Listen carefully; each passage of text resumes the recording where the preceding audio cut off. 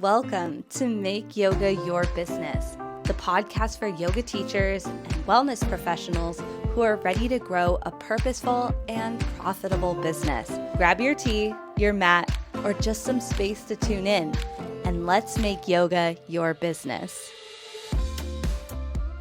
Hey, what's up? What's going on? I'm Kai. Welcome to the Make Yoga Your Business podcast. This is episode 1. In this first episode, I just want to take a few minutes to let you know who I am, what we're doing here, and we'll get into some fun stuff at the end.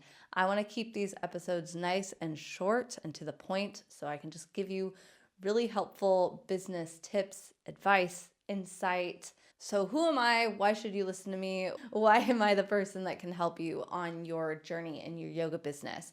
So I am the founder of a company called Out There Yoga, and I started that business over 6 years ago, and I do immersive outdoor yoga events and retreats. And in the last 6 years, I've been able to scale that business to having it be my full-time job, which has been absolutely life-changing, incredible. And I see so many other yoga teachers who reach out and they're like, Kai, how did you do that? How did you go about, kind of straying away from the normal yoga teacher model, which is getting into the studio as much as possible, teaching as many classes a week as possible, and you're out here doing your own thing.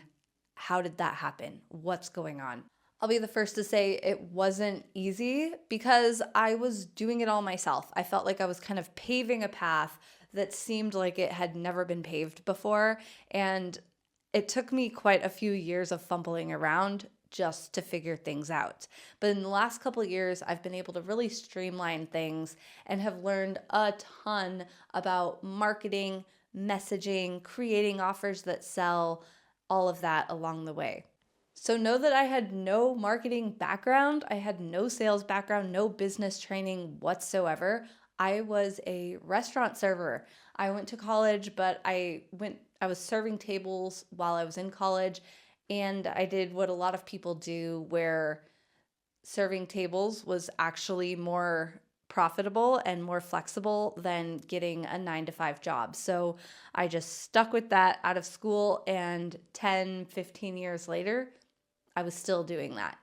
All the while, I was going through my teacher trainings. I went through my 200-hour and then my 300-hour, and I started teaching a bit. But really quickly, I realized that teaching in a studio was not going to be the way that I made the amount of money that I needed in order to support myself. So I was teaching yoga, after hours, early in the morning, really late at night, outside of working hospitality gigs. And honestly, it was really draining. It kind of burned me out. It really burned me out. And I got to a point where I was like, I don't know if I can do this anymore. And I was looking for ways to really re-inspire myself in the world of teaching yoga. So I started offering my classes outdoors, and the rest is history. So like I said, as I was teaching yoga through these events full time and making a good amount of money doing so, I was having so many teachers reach out and say that they wanted help. They wanted to pick my brain, learn what I had been doing. So I decided, okay, why not just offer this as a coaching thing? And so last year I dove into coaching and have been absolutely loving it. I think that yoga teachers, as wonderful and beautiful people as they are, they're usually really humble, really internally aligned, and they tend to be some of the world's worst marketers, which I was in the same boat. I wasn't a natural marketer. I wasn't good at sales. I wanted to have people really naturally fall into their practice and have it all be divine timing. But the hard truth is that if you don't market your services, you're not going to get in front of the people who really need your help. So I had to kind of get over my own, I don't want to say that I had to get over my own spirituality, because that's absolutely not it. I still infuse so many spiritual principles into my business and in my marketing, but I had to realize that in this modern world of yoga, there has to be both. You have to be aligned with your intuition and your spirituality, but you also have to have your business hat on, and you have to take tangible skills and marketing tactics into play in order to have as many people benefit from the practice as possible. So in this fast-paced world, this modern world, we're in 2025 right now, the world needs yoga now more than ever. Do you agree? I think that as the world speeds up and we spend more and more time in front of screens, this practice, this mindfulness practice, whether it's yoga, sound healing, meditation, all of it, the world needs that now more than ever. And I truly do believe to the core of my being that that means that yoga teachers need to learn to be marketers now more than ever. So who is this podcast for? I'm going to mention yoga teachers a lot because that's my story. I am 500-hour plus teacher trained. I've been through a bunch of yoga teacher trainings, and I have been teaching yoga for 10 plus years now. So not only in my business, but in the studio. So I do still teach in the studio to this day a bit. So I'm teaching retreats and all of that. Yoga is my world. However, there's a lot of crossover in this business, in this industry.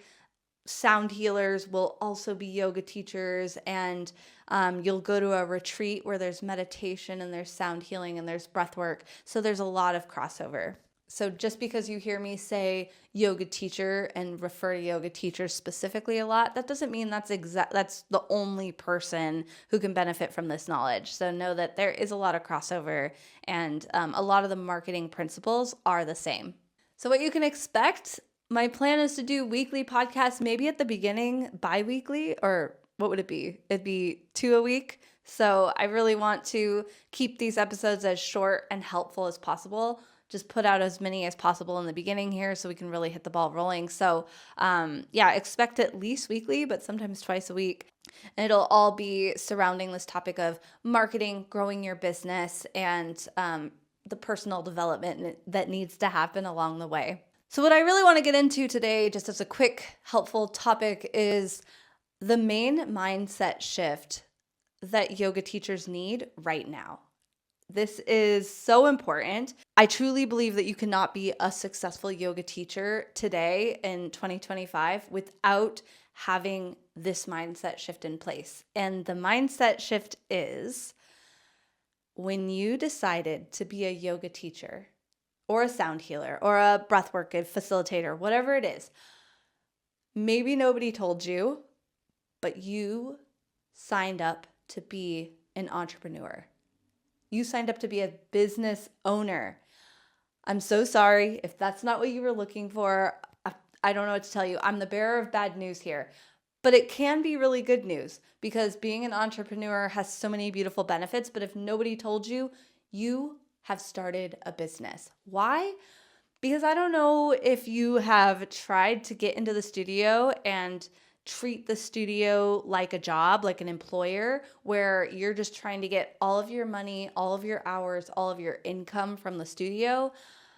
But if you are, how's that working out for you? Because if you're anyone like me or most of my clients, we've all realized that the studio is there to serve a very wonderful, beautiful purpose, to get us in front of community, to keep us connected to the practice, offer a space to find new students and be a part of the greater yoga world and community, and make some money. You'll make some money from the studio, but it is absolutely not meant to be your bread and butter of your income or your main revenue stream. So if you have tried doing that and you're teaching 25, 30 classes a week, props, power to you. That model does not work for the majority of yoga teachers. So if that is a sigh of relief to you, you're welcome. There are other ways. But whether you want to have a yoga business where you're offering an online membership, or you're doing retreats or events, or you're doing one-on-one clients, or a combination of a million things, the number one thing that you need to get good at in order for all of those pieces to have success is marketing. sales. You cannot just sit and imagine your way to a successful business, because a successful business means that you are making money. And so I want to tackle a topic really quick that is so important. I think that we cannot go any further in this podcast or in this discussion without getting really clear on one thing. Yoga was never meant to be a business. The lineage of yoga, the whole point of it, why it was created, how it is actually practiced in its origin or its places of origin in the world, it was never meant to be profited from, and it was absolutely never meant to be a business. And there are people in the world who I'm sure have take great offense to the fact that the Western world is profiting from yoga and is creating a business from it. However, I hold so much reverence and respect for the lineage of yoga and for the traditions that are still practiced in its great authenticity today.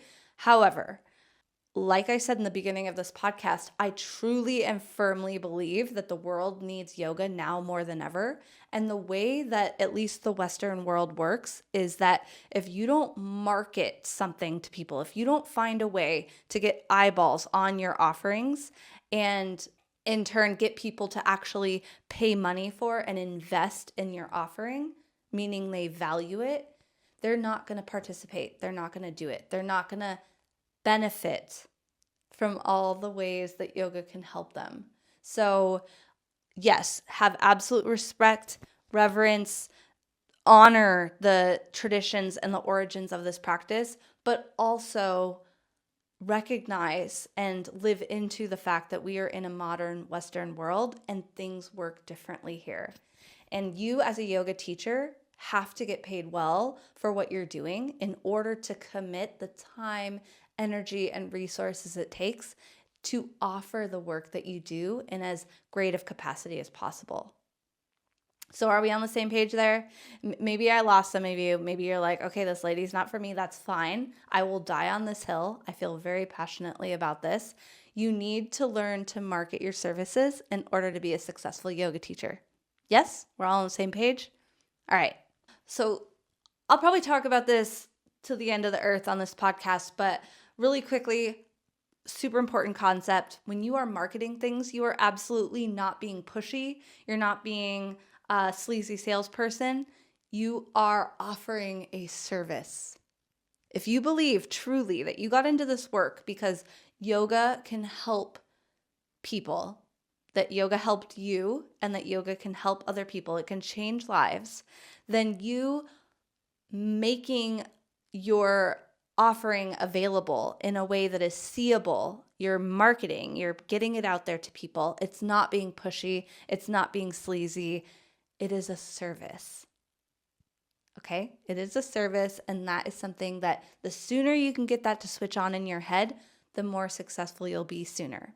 So I just want to leave you with this. I want to change the fact that so many teachers feel ick inside. They feel guilty for wanting to profit and make good money out of this industry. Let's change that. If you don't make enough money to support yourself and have a good living where you have time and energy to dedicate the time and energy it takes to be steeped in and offer this practice, then nobody's going to be able to benefit. So let's change the story right now. Flip the script. You as a yoga teacher deserve to make good money from this. And when you profit from this industry, you can help more people in a greater capacity. So no more feeling guilty for wanting abundance from this. We can have abundance and offer a great service. Those two go hand in hand, okay? So let's recap.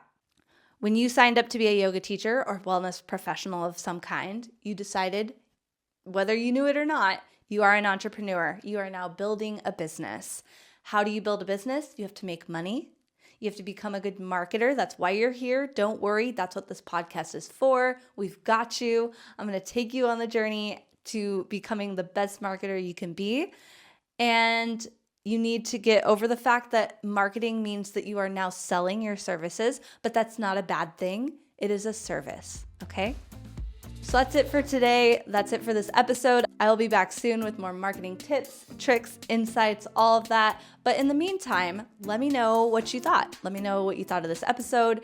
Let me know if there's anything specific you want to learn from me from. You can go ahead and leave a comment or review. That would mean so much. And you can find me on Instagram at yoga.with.kai. Yoga with Kai, that'll be in the show notes. If you have any questions, just want to say hi, send me a DM over there. That's it for now. See you next time.